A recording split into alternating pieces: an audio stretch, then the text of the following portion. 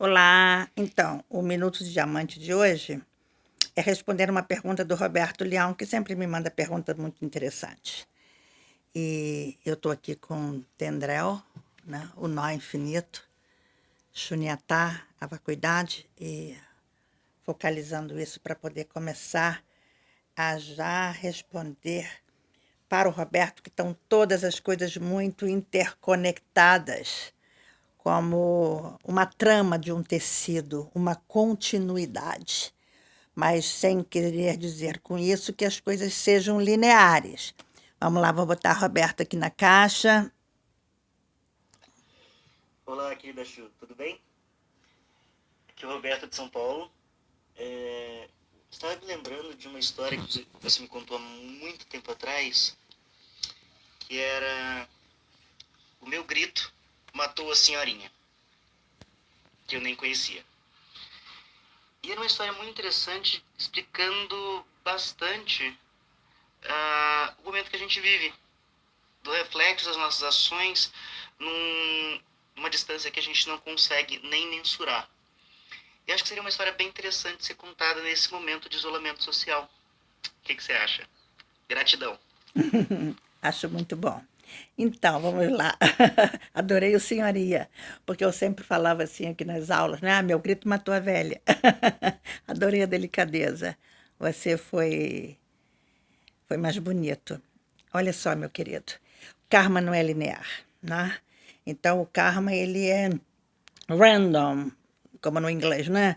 Ele é a boque a baque no latim, a torta e a direito. Ele vai... Por que que é assim? Porque não é uma linha reta. Ele vai depender de condições para que as coisas aconteçam. Então, às vezes, as condições brotam por um outro tipo de lado, né? E a gente não está esperando. Não é pão, pão, queijo, queijo, não é olho por olho, dente por dente, não é não. É, por exemplo, um cacho de uva por toda uma safra de vinho, que tem a ver com uva, mas é outra coisa, né? Não é dente por dente, são todos os sorrisos de todas as pessoas para você, né? Ou tanta gente de cara amarrada. Pois é.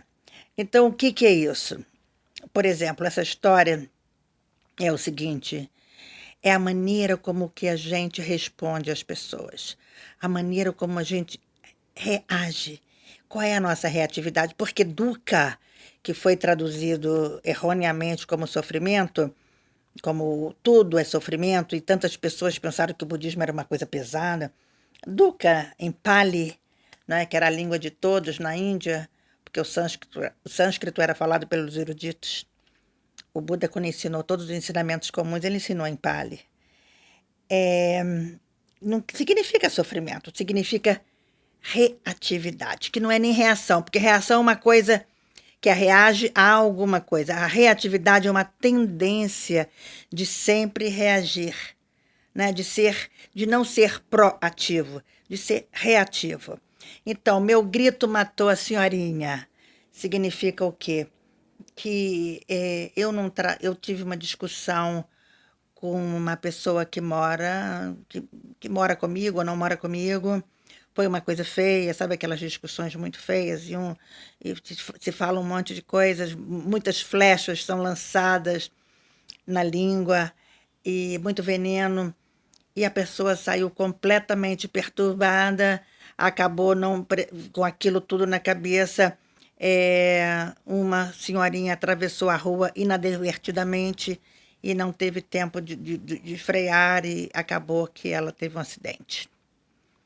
Então, ok, não é que tá tudo que você tem uma culpa direta, mas indiretamente está relacionado ali porque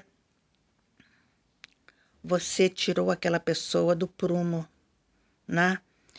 A mesma coisa, Roberto, são os dinheiros aplicados em bancos e esse banco financia armas.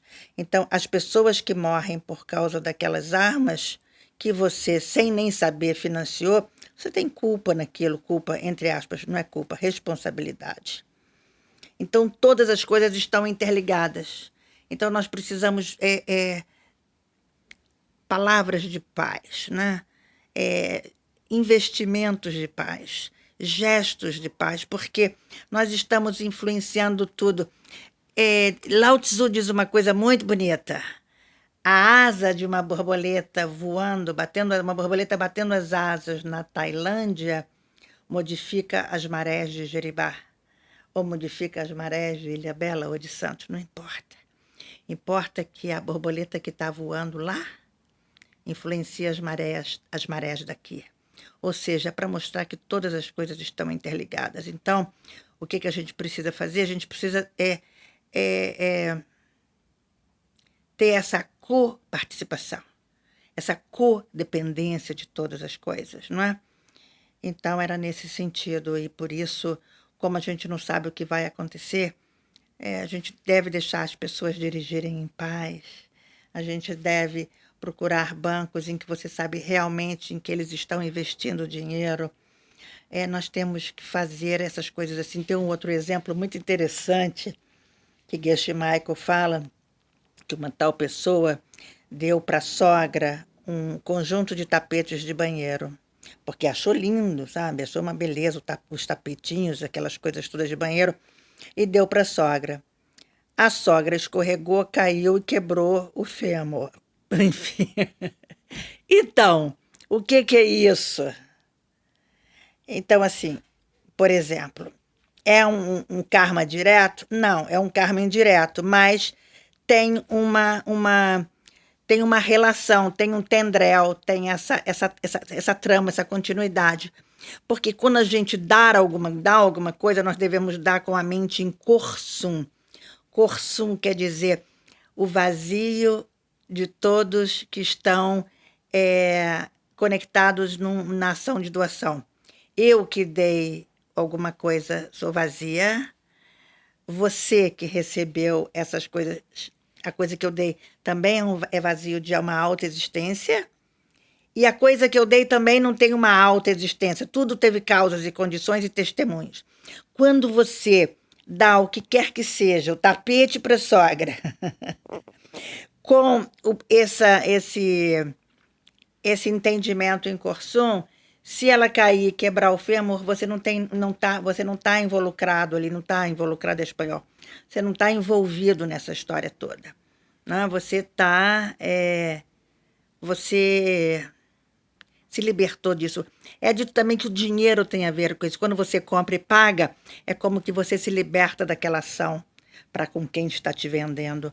Mas as pessoas que pensam mais na consequência de tudo o que pensa, fala e faz, do que simplesmente no imediatismo, vão perguntar, mas escuta aqui, viu? O que é isso de Korsum? Fala melhor disso.